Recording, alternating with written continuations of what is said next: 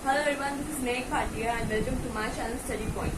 Guys, आज हमारा second video है और सेकंड लेक्चर है और आज हम शुरू करने वाले chapter number 2 is matter around us pure. Guys, first of all very big congratulations to all of you. CBSE के न्यू सिलेबस आ गया है और नए सिलेबस के अकॉर्डिंगली बहुत पोर्शन हमारा कट चुका है और जो पोर्शन कटा है वो बहुत वास्ट भी था और थोड़ा डिफिकल्ट भी था, so it is beneficial for you guys. So हमारे सिलेबस के अकॉर्डिंग हमारा चैप्टर नंबर 1 कट चुका है और हमारा चैप्टर नंबर 2 से शुरू कर रहे हैं। चैप्टर नंबर 2 हमारा है is matter around us pure. इसके लिए हमें बहुत जरूरी पता होना चाहिए कि मैटर क्या है, बट इज मैटर, और ये बात मैं अच्छे से एक्सप्लेन कर चुकी हूँ हमारे प्रीवियस लेक्चर में। सो आज हम शुरू करने जा रहे नए concept steps mixture. Guys, mixture मतलब किसी भी दो या दो से ज्यादा चीजों को एक साथ हम मिला देते हैं, that is mixing of two or more than two substances is known as a mixture. Guys, mixture कुछ भी हो सकता है, चाहे फिर वो सीमेंट हो जो बिल्डिंग लाने के लिए यूज होता है, उसमें हम बहुत सी तरह की चीजें मिक्स करते हैं, या फिर हमारे सोल्यूशंस हो जो केमिस्ट्री लैब में बनाते हैं जिसमें बहुत डिफरेंट तरह के सोल्यूशंस बनाए जाते हैं, that all are mixtures. Next, हम अपने सराउंडिंग्स में दो तरह के मिक्सचर्स देख सकते हैं, that is homogeneous and heterogeneous. First of all heterogeneous mixture होता है जिसको हम इजीली फिजिकल प्रोसेसेस के थ्रू सेपरेट आउट कर सकते हैं। फॉर एग्जाम्पल, इसका बहुत ही अच्छा एग्जाम्पल है विनोइंग। गाइस, विनोइंग हम करते हैं तो उससे इजीली कंकड़ जो होते हैं वो निकल जाते हैं, और ये हमारा फिजिकल प्रोसेस का एग्जाम्पल है। सो जो हमारा मिक्सचर था यानी कंकड़ और जो बीट और जो राइस का मिक्सचर था वो हमारा हेट्रोजेनियस मिक्सचर था, जिसको हमने हमारे फिजिकल प्रोसेस यानी विनोइंग के थ्रू इजीली सेपरेट आउट कर लिया। नेक्स्ट टाइप होता है homogeneous mixture. Homogeneous mixture guys इतनी इजीली फिजिकल प्रोसेस के थ्रू सेपरेट आउट नहीं हो सकता है। फॉर एग्जाम्पल, आप अपने घर में लेमनेड बनाते हैं, आप पानी में चीनी मिक्स कर दीजिए, पानी में सॉल्ट मिक्स कर दीजिए, आप उसको एक बार मिक्स आउट होने के बाद सेपरेट नहीं कर सकते हैं by any of the physical methods. So जिन मिक्सचर्स को हम इजीली सेपरेट आउट नहीं कर सकते हैं, they are known as homogeneous mixture. Guys, homogeneous और हेट्रोजेनियस मिक्सचर्स के लिए हमारे पास बहुत से एक्सपेरिमेंट्स हैं। हमारे पास 2 एक्सपेरिमेंट्स हैं जो हमें बुक में गिवन है, और उससे रिलेटेड कुछ क्वेश्चंस भी हैं जो इंटेक्स लैब एक्सरसाइज में या एग्जाम में पूछे जाते हैं। सो जैसे ही हमारा चैप्टर खत्म हो जाएगा, मैं एक सेपरेट वीडियो बनाऊंगी जिसमें सारे एक्सपेरिमेंट्स को हम डिस्कस करेंगे और उससे रिलेटेड क्वेश्चन आंसर्स भी। अब हमारा नेक्स्ट कॉन्सेप्ट आता है सोल्यूशन। ये सोल्यूशन बहुत ही कॉमन वर्ड है, हमने अब तक अराउंड सुना होता है और हम देखते हैं कि अपनी डेली लाइफ में बहुत सी तरह के हमारे पास सोल्यूशन होते हैं। सोल्यूशन हम बनाते कैसे हैं? किसी भी 2 लिक्विड्स को या फिर किसी भी सॉलिड को लिक्विड में मिक्स करके जो हमारे पास फाइनल मिक्सचर ऑब्टेन होता है, that is known as solution. That is कि सोल्यूशन के 2 पार्ट्स होते हैं, solute and solvent. Solute and solvent. Solute वो पार्ट होता है जो हम ऊपर से ऐड करते हैं, और सॉल्वेंट वो पार्ट होता है जिसके अंदर ऐड किया जाता है। मैं दोबारा रिपीट कर रही हूँ इस चीज को, ये बहुत इंपॉर्टेंट कॉन्सेप्ट है।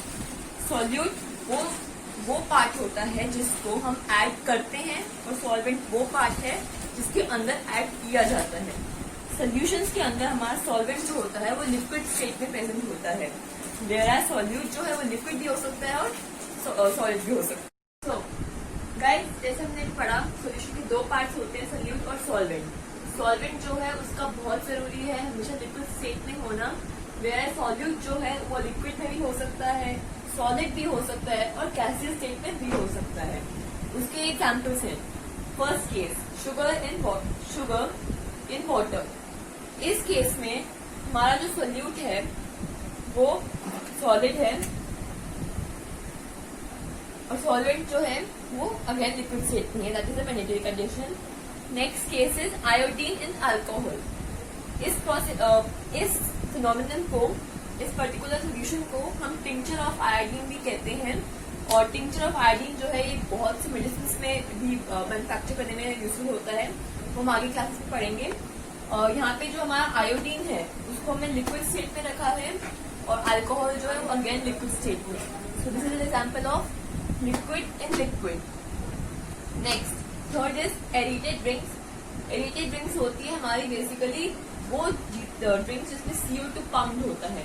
फॉर एग्जाम्पल सॉफ्ट ड्रिंक्स, हम कभी भी सॉफ्ट ड्रिंक्स लेते हैं और उसको जब खोलते हैं तो उसमें से एकदम शू सी आवाज आती है। क्यों आती है? बिकॉज वो फिल्ड अप होती हैं, वो CO2 से फिल्ड अप होती हैं, which is an example of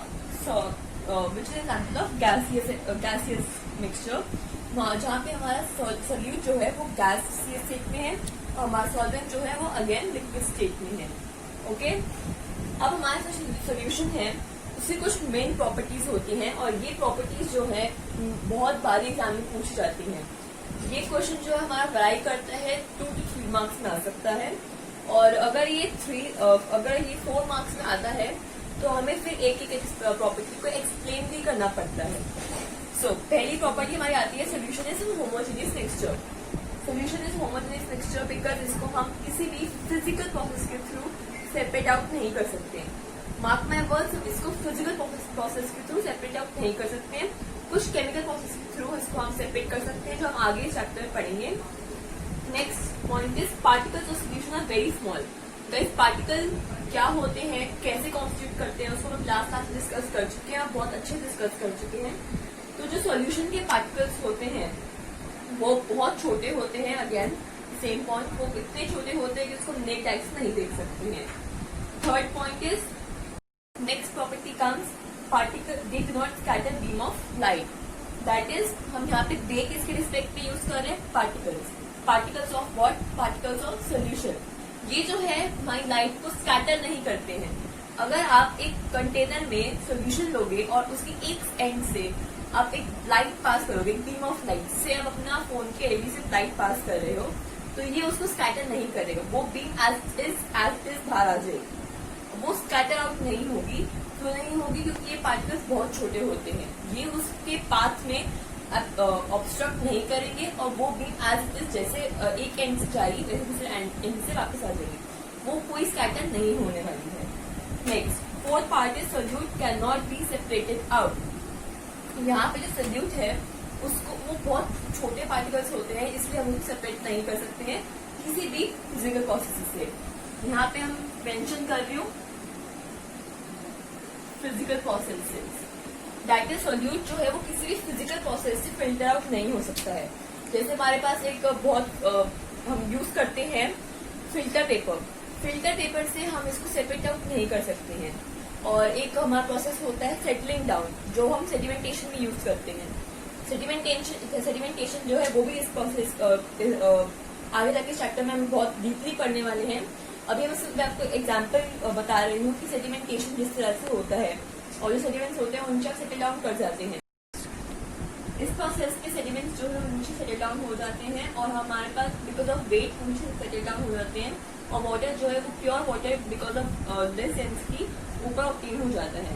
लेकिन इन सोल्यूशंस में हम उस प्रोसेस को भी यूज नहीं कर सकते हैं, क्योंकि जो ये होते हैं ये बहुत छोटे होते हैं, डेंसिटी बहुत कम होती है और they are finally mix in the solution. ये बहुत अच्छी तरह से मिले हुए होते हैं। सोल्यूशंस, अब हम सोल्यूशंस को आगे फर्दर होमोजेनियस सोल्यूशंस को 2 कैटेगरीज में डिवाइड करते हैं, saturated and unsaturated. Saturated solutions वो सोल्यूशंस होते हैं जो पूरी तरह से सैचुरेटेड हो चुके होते हैं। सैचुरेटेड का मतलब होता है कि जो हम सॉल्यूट ऐड कर रहे हैं वो हम और ऐड नहीं कर सकते हैं। जो हमारा सॉल्वेंट है उसकी इस तरह कैपेसिटी की नहीं है कि वो और सॉल्यूट अपने अंदर डिजोल्व कर सके। फॉर एग्जाम्पल, अगर हम शुगर को पानी में मिक्स कर रहे हैं तो एक एक्सटेंट तक शुगर मिक्स होगी, उसके बाद वो नहीं होगी, और जो एक्सटेंट है हमारा लास्ट पॉइंट है उस सोल्यूशन का जहां तक वो मिक्स हो रही है, that last point is known as saturated. इसके बाद हम बोलते हैं कि सैचुरेटेड हो चुके हैं हम, अब हम और आगे नहीं मिक्स कर सकते हैं क्योंकि इस सॉल्वेंट का कैपेसिटी खत्म हो चुकी है अपने अंदर सोल्यूट को और मिक्स करवाने की। वेयरएज अनसैचुरेटेड सोल्यूशंस वो होते हैं जहाँ पे अभी हम सैचुरेटेड लेवल पर नहीं पहुंचे हैं, अभी हम और डिजोल्व कर सकते हैं। लेकिन इसमें एक बहुत इंपॉर्टेंट चीज होती है, keeping all the atmospheric conditions to be constant. अब ये बहुत भारी भरकम वर्ड्स आ गए, आई नो, लेकिन हम एटमॉस्फेरिक कंडीशंस में जो लेते हैं, इंक्लूड करते हैं, कंक्लूड करते हैं, वो होते हैं टेम्परेचर, प्रेशर,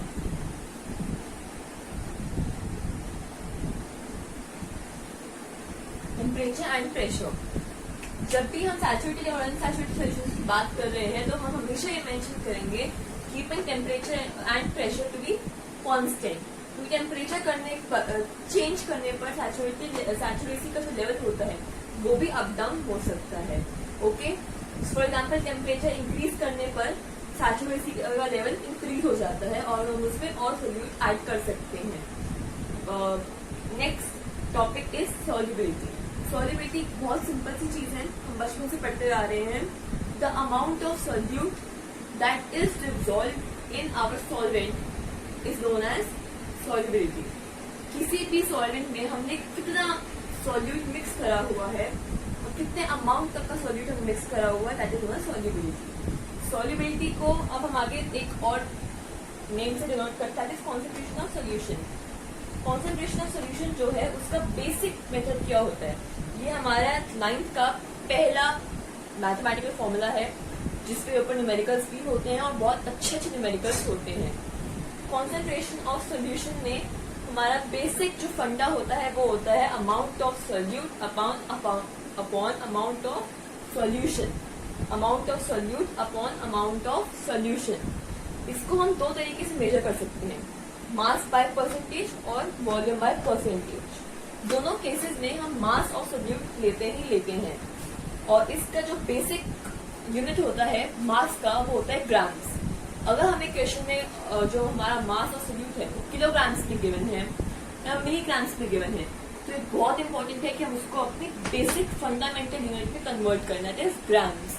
अगर हम नहीं करेंगे तो आंसर गलत हो जाएगा और ये मिस्टेक बहुत कॉमन है।